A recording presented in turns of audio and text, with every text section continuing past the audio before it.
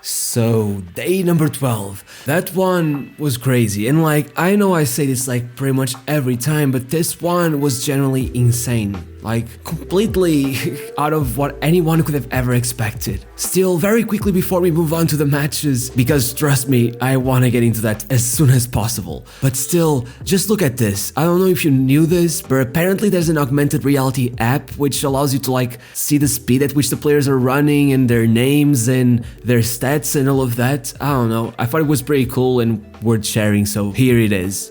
But now, the matches. Croatia versus Belgium. I feel like this match could be easily summed up by just showing you this one image of Gvardiol intercepting a ball that was meant for Lukaku.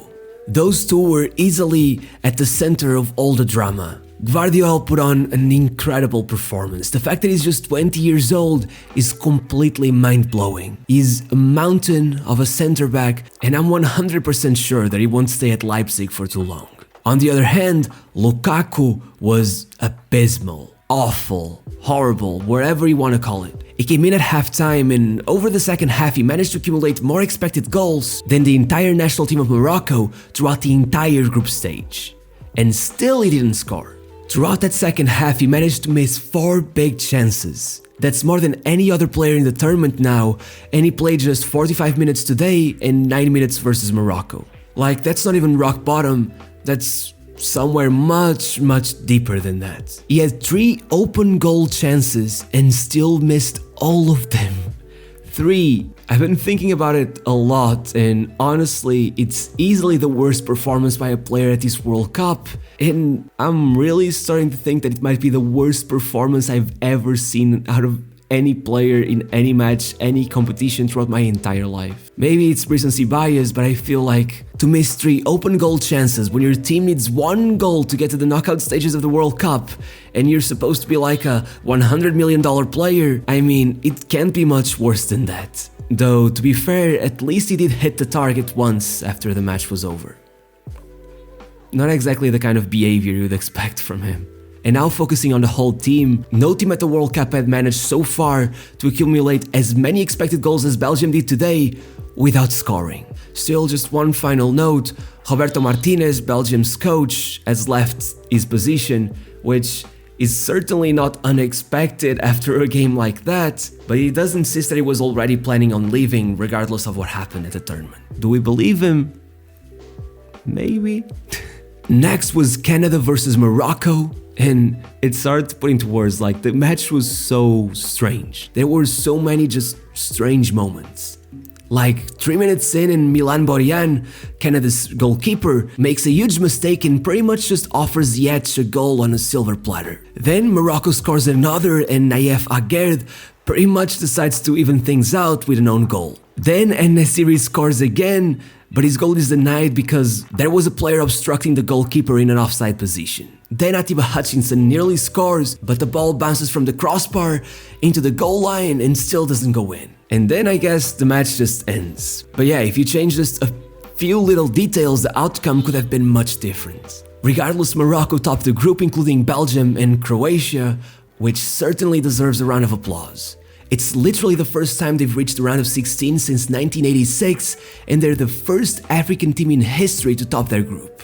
But the thing is, and I know this might sound crazy, but in many aspects, they haven't been that good. That's probably what makes it the most impressive that they've managed to do this. They're literally the second worst team in the World Cup when it comes to completing passes in the final third, completing only 31.4% of them. Only Costa Rica did worse than that. They also haven't won a single game on expected goals, which should be almost impossible to achieve considering they're first in their group, and they've created the second least expected goals out of anyone at the World Cup. Again, it seems impossible. When it comes to Canada, well, they clearly play some nice football and they've won over the hearts of many football fans, but they're just so ineffective. How is it possible that Canada are coming out of this World Cup with 7 goals conceded and just 1 scored? At that point, you can't complain too much about being knocked out. But finally, the 2 final matches of the day, Japan versus Spain and Costa Rica versus Germany. These 2 matches were peak football entertainment. They were incredible, really. So as the game starts, Spain are at the top of the group with 4 points, followed by Japan with 3, Costa Rica with 3, and Germany with just 1. However, considering that Spain are playing Japan and Germany are playing Costa Rica, it was pretty much expected by everyone that Germany would win their match, Spain would win theirs, and they would be both through to the last 16. And that was pretty much what happened. 10 minutes into the match, Germany scored, and 1 minute later Spain scored, and everything seemed to be going according to the norm.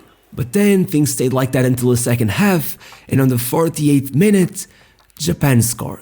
With that extra point, Japan equals Germany's tally, and since they also tied for goal difference in goals scored, it goes down to head, and since Japan won their match, they go up to second place. Then Japan scores another, meaning that now they're in first place with 6 points, with Spain right below them with 4, Germany with 4 as well, and Costa Rica at the bottom with 3. And trust me, pretty much every football fan at this point was under the impression that things couldn't get any more crazy. We were so wrong. Just 7 minutes later, Costa Rica scored, meaning that now they were tied with Germany, which also meant that they were now tied in points with Spain, but well, since Spain beat them 7-0 in the first match, their goal difference was atrocious, meaning that they were still in third place. However, Germany was down to the bottom of the table. And again, things surely couldn't get any more weird. But then Costa Rica scored again just 12 minutes later, meaning that at this point, Japan were first with 6 points, followed by Costa Rica with 6 points as well, and then Spain with 4 and Germany with only 1 point at the bottom of the table. Watching the matches was fun, but trust me, going on Twitter and seeing people's reaction to all of that was something undescribable. Like, everyone was freaking out. You probably know what happened, but regardless, just think for a second. Just imagine that Costa Rica and Japan made it out of a group that included Spain and Germany. A team that lost 7-0 advancing to the next round over a team that beat them 7-0 would have been far too much. At that point, I would just be putting my tinfoil hat on and telling you all that the World Cup has to be scripted or something. Yeah, that whole thing lasted for 3 minutes, but still, it felt like an out-of-body experience. And that's me talking, a neutral, just watching the game from afar. If you want to see someone who really felt it, just look at his fans' reaction after Costa Rica scored their second goal. But yeah, moving on from the fairy tale, as I was saying, it lasted for 3 minutes, then Kai Havertz scored, then just 12 minutes later he scored again, and 4 minutes after that, Germany were already leading 4-2. And that was the end result. Meaning that at the end of the day, the group ended with Japan on top with 6 points, Spain in second with 4, Germany in third with 4 since Spain had a superior goal difference, and Costa Rica at the very bottom. Regardless, it was definitely a fun ride. As I saw someone say on Twitter, this was Japan when they got into their group and saw that they had Spain and Germany in it. Oh, call an ambulance! Call an ambulance! But not for me!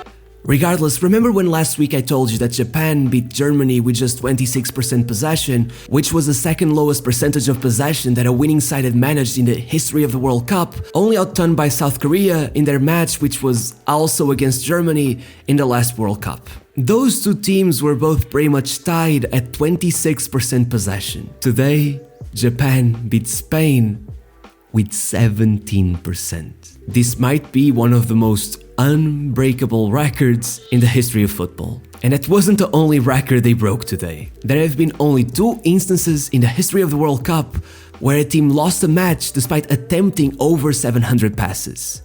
And those 2 occasions were Germany versus Japan last week and Spain versus Japan this week. So clearly this whole thing by Japan isn't just a lucky strike.